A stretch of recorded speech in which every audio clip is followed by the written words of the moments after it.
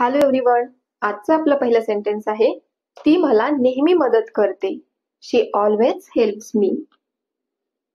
शी always helps me.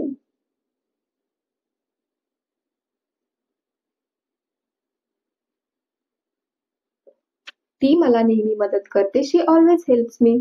जेव्हा तुम्हाला बोलायचं असेल की तो मला नेहमी मदत करतो, तेव्हा तुम्ही बोला ही ऑलवेज हेल्प्स मी. ही ऑलवेज हेल्प्स मी. पण तुम्हाला जेव्हा बोलायचं असेल की मी तिला नेहमी मदत करते, मी तिला नेहमी मदत करते, तेव्हा बोला आय ऑलवेज हेल्प हर. ती मला नेहमी मदत करते. शी ऑलवेज हेल्प्स मी. तो मला नेहमी मदत करतो. ही ऑलवेज हेल्प्स मी. मी तिला नेहमी मदत करते. I always help her. The next sentence, मला हे अपेक्षित नव्हतं. I didn't expect this. Expect this. मला हे अपेक्षित नव्हतं. I didn't expect this. ती स्वयंपाकघरात आहे. She is in the kitchen. She is in the kitchen.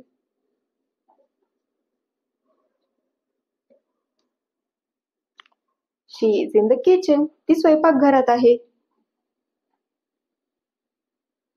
Next sentence, हे दिसतं तितकं सोपं नाही.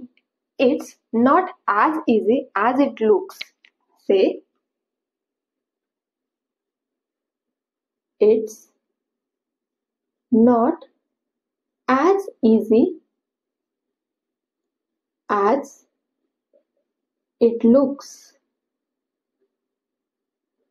हे दिसतं तितकं सोपं नाही. It's not as easy as it looks. Then next, ते आता व्यस्त आहेत. They are busy right now. ते आता व्यस्त आहेत. They are busy right now.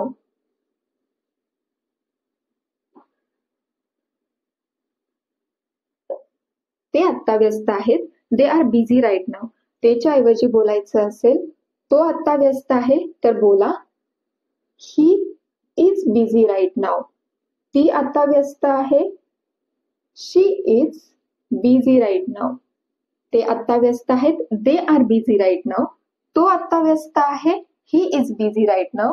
ती आता व्यस्त आहे. she is busy right now. पण सपोज तुम्हाला इथं बोलायचं आहे की मी आता बिझी आहे, तेव्हा तुम्ही काय बोलणार आहात? I am busy right now. The next sentence is, Ram आणि श्याम आता व्यस्त आहेत. राम आणि श्याम आता व्यस्त आहेत. हे सेंटेन्स काय होणार आहे हे तुम्ही कॉमेंट बॉक्समध्ये सांगण्याचा प्रयत्न करायचा आहे. Thanks for watching and keep practising.